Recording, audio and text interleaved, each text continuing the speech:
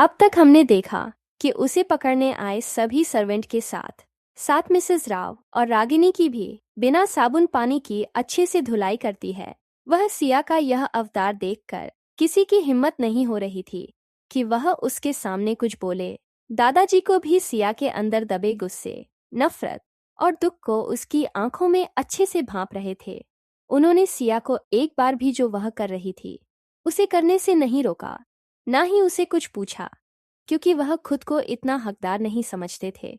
तभी अधिक सिया का दूसरा भाई आगे आकर सिया से कहता है, सिया, अपना पैर हटाओ, रागिनी को दर्द हो रहा है।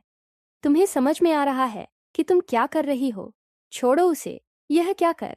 यह बोलते हुए सिया को थोड़ा पीछे की ओर धक्का देता है। रागिनी तुरंत अपना हाथ पकड़कर बगल में बैठे नक्श को गले लगा लेती है और रोने लगती है। सिया बस अपने ठंडी आंखें और इमोशनल चेहरे से उन सभी को देख रही थी। उसके दिमाग में अभी भी मिसेस राव के कहे गए शब्द गूंज रहे थे।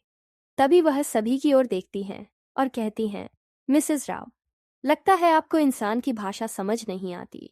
कोई बात नहीं, आज के बाद आपको हर एक भाषा अच्छे से समझ आ जाएगी। मैंने कहा था कि मेरे रास्ते में मत आइए। आप और आपका परिवार जो करना है करिए, लेकिन नहीं सुप्रिया, इसकी बहुत बड़ी कीमत चुकानी पड़ेगी आपको। इस वक्त सिया की आवाज़ इतनी खतरनाक और दिल दहलाने वाली लग रही थी कि वहां पर खड़े सभी सर्वेंट थर-थर कांप रहे थे। यहाँ तक कि वहां खड़े सबको अपने आसपास एक जानलेवा खतरा महसूस हो रहा था। वहीं सिया आगे कहती है, आपको क्या लगा मैं वही कमजोर लड़की हूँ जिसे जब चाहा तब आप सब ने कमरे में बंद कर दिया, जब चाहे तब मेंटल हॉस्पिटल भेज दिया, जब चाहे तब उसके साथ जैसा आपका मन करे जैसा सलूक किया। यह आपकी सबसे बड़ी गलतफहमी है और चिंता मत कीजिए, मैं इसे अच्छे से दूर करूंगी। इतनी अच्छे से किया, पूरी जिंदगी इसे याद रखेंगे। राम को अधिक आयु सिया को पीछे धकेलना अच्छा नहीं लगा, इसीलिए वह आगे बढ़कर सिया के पास जाता है और उसे शांति से समझाते हुए कहता है, देखो सिया, शांत हो जा। मुझे पता है कि मैंने जो किया वह गलत किया और उन्हें ऐसा नहीं करना चाहिए था, पर प्लीज तुम गुस्सा मत हो, शांत हो जा। वह जो भी कर रही थी बस तुम्हें यहाँ रोकने के लिए कर रही थी, इसीलिए उनसे गुस्सा मत हो। आखिरकार वह हमारी माँ है। यह देखकर सिया अपना हाथ उसकी आंखों के सामने खिलाती है और कहती है, लगता है मिस्टर राम को कुछ गलत फहमी हो रही है। मैं एक अनाथ हूँ, मेरी कोई फैमिली नहीं है, तो इसीलिए बार बार खुद को और खुद की फैमिली को मेरे ऊपर ठोकना बंद कर दीजिए। फिर वह कहती हैं, मुझे कोई फर्क नहीं पड़ता कि आप इसे अपनी बहन माने या रास्ते पर राह चलती किसी को भी अपनी बहन बनाएं, अपना परिवार बनाएं। और जब भी आपकी माँ को या परिवार को ऐसे दोहरे पड़ते, प्लीज उन्हें पहले ही संभालें, नहीं तो जब मैं अपने तरीके इस्तेमाल करूंगी तो शायद आप बर्दाश्त नहीं कर पाएंगे। सिया को नाराज देखकर राम आगे बढ़कर उसका हाथ पकड़ता है और उसे समझाने की कोशिश करते हुए फिर से कुछ बोलने वाला था कि सिया अपना हाथ बहुत तेजी से उसके हाथ से छुड़वा देती है। इस वजह से उसका हाथ पीछे किसी चीज से जोर से टकराता है, जिस वजह से उसकी हाथ को चोट लग जाती है और वहां से खून बहने लगता है। यह देखकर राम परेशान हो जाता है। वही अभी तक जो नक्श रागिनी को संभाल रहा था, जब वह देखता है कि रागिनी के हाथ से कैसा खून पानी की तरह बह रहा है, तो पता नहीं क्यों पर वह खुद ब खुद अपनी जगह से खड़ा हो जाता है और भागकर सिया के पास आता है। अपने जेब से रुमाल निकालकर तुरंत उसके हाथ पर लगी चोट पर रख देता है ताकि और खून न बहे। सिया तो उसका ऐसा रिएक्शन देखकर चौंक गई थी।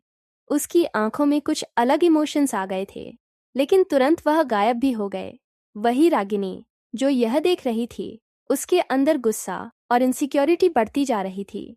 जब सामने का सीन देखती है तो उसकी घबराहट और बढ़ जाती है। उसे अपने हाथ से सब कुछ निकलता हुआ महसूस होता है। सिया अपनी आंखें बंद कर लेती है। तब उसके आंखों के सामने से कुछ यादें घूमती हैं, जिसके साथ वह झट से अपनी आंखें खोलती है और नक्श के हाथ से अपना हाथ वापस लेकर वह रुमाल भी उसे वापस देती है और उसे एक अनजान नजरों से देखने लगती है और फिर बहुत शांति से पर ठंडेपन से कहती है, राव परिवार के छोटे शहजादे, आपको मेरी इतनी फिक्र करने की या चिंता करने की एक्टिंग करने की जरूरत नहीं है।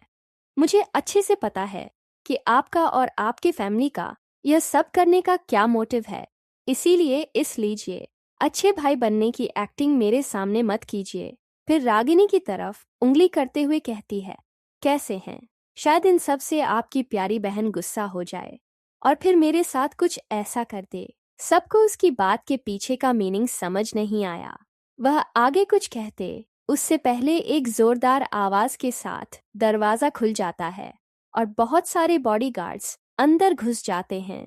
उन बॉडीगार्ड्स के बीच से एक बहुत रौबदार, डेंजरस पर्सनालिटी वाला आदमी चलते हुए अंदर आ रहा था। उसने अपने चेहरे पर बहुत खतरनाक एक्सप्रेशन थे। उसे देखकर वहां खड़ा हर कोई शॉक हो जाता है। वही सिया की आंखों में नमी तैर जाती है। यह सिया कुछ देर पहले की सिया से काफी अलग थी। जो सिया पहले सबक पूरी हिम्मत और हार्टलेस तरीके से इलाज कर रही थी, अचानक वह एक कमजोर और अबला नारी जैसी लड़की बन गई जिसे किसी की प्रोटेक्शन की सख्त जरूरत है। मानव को देखकर सिया भागकर उसके पास जाती है और उससे लिपट जाती है। मानव भी उसे अच्छे से थाम लेता है। थोड़ी देर बाद वह सिया को खुद से दूर करता है और उसे ले जाकर एक कुर्सी पर बैठा देता है और अपने असिस्टेंट ध्रुव को कुछ इशारा करता है। उसका इशारा मिलते ही ध्रुव बाहर चला जाता है। मानव अपनी जेब से एक रुमाल निकालता है और उससे सिया के हाथ में जो चोट लगी थी उसे अच्छे से खून को साफ करता है। तब तक ध्रुव फर्स्ट एड बॉक्स लेकर आ जाता है और उसे मानव को दे देता है।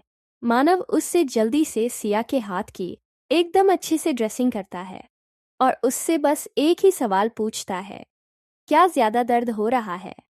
जिस पर सिया बच्चों की तरह अपना सर नाम ही लाते हैं। इसके बाद अचानक घर में पुलिस आ जाती है और वह सीधा मिस्टर राव के पास जाकर उन्हें एक अरेस्ट वारंट दिखाती है। यह अरेस्ट वारंट मिसेस राव के नाम पर था। यह देखकर वह चौंक जाते हैं और थोड़ी ऊंची आवाज में कहते हैं, इंस्पेक्टर, आपको पता भी है आप क्या कर रहे हैं और किससे कर रहे हैं? आखिर क्या है? उसने ऐसा किया ही क्या है? क्या उन्हें अरेस्ट करने आए हैं? यह सुनकर पुलिस कहती है, देखिए मिस्टर सा, मैं यहाँ बेवजह नहीं आया हूँ। हमें कंप्लेंट मिली है कि आपकी पत्नी, सिया की ओर इशारा करते हुए, इन्हें जबरदस्ती घर पर रखने की कोशिश कर रही है। साथ ही उनके साथ जबरदस्ती करने की कोशिश हो रही है और इसे कानूनी तौर पर एक गुनाह माना जाता है। इसलिए हमें निश्चित रूप से रेस्ट करना होगा। बाकी की जो भी बातें आपको करनी हैं, आप पुलिस स्टेशन आकर कर सकते हैं। उनकी बातें सुन मिसेस राव भड़कते हुए कहती हैं, इसमें प्रेस करने वाली कौन सी बात है? मैं अपनी बेटी को घर पर अपने साथ रखना चाहती हूँ। वह हमसे नाराज है, इसीलिए यहाँ से जाना चाहती है। इसमें जेल भेजने जैसी क्या बात है? यह सुनकर इंस्पेक्टर कहता है, क्या मिसेस राव आपकी बेटी है? मिसेस राव जल्दी से सहमत होती हैं, पर पुलिस कहती है, हमने तो इस बारे में कभी नहीं सुना। हमें तो इतनी जानकारी है कि आपके 4 बच्चे हैं, 3 बेटे और 1 बेटी। बेटी का नाम रागिनी। फिर अचानक मिसेस राव, आपकी बेटी कैसे?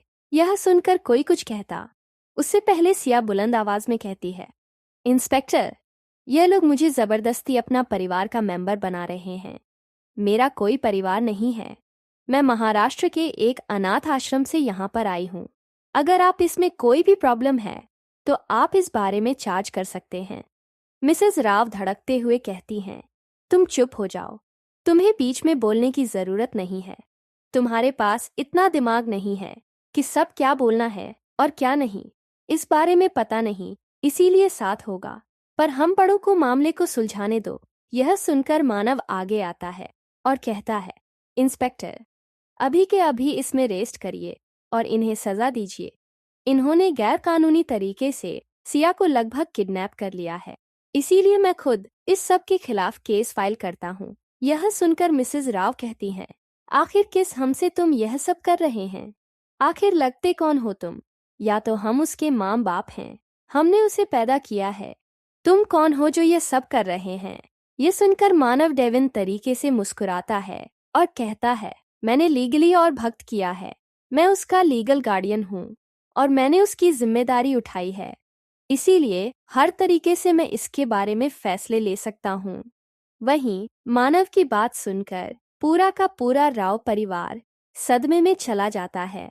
उन्होंने कभी नहीं सोचा था कि बिजनेस टाइकून मानव बजाज, अंडरवर्ल्ड किंग, कभी ऐसी चीजों में इंटरफेयर करेगा।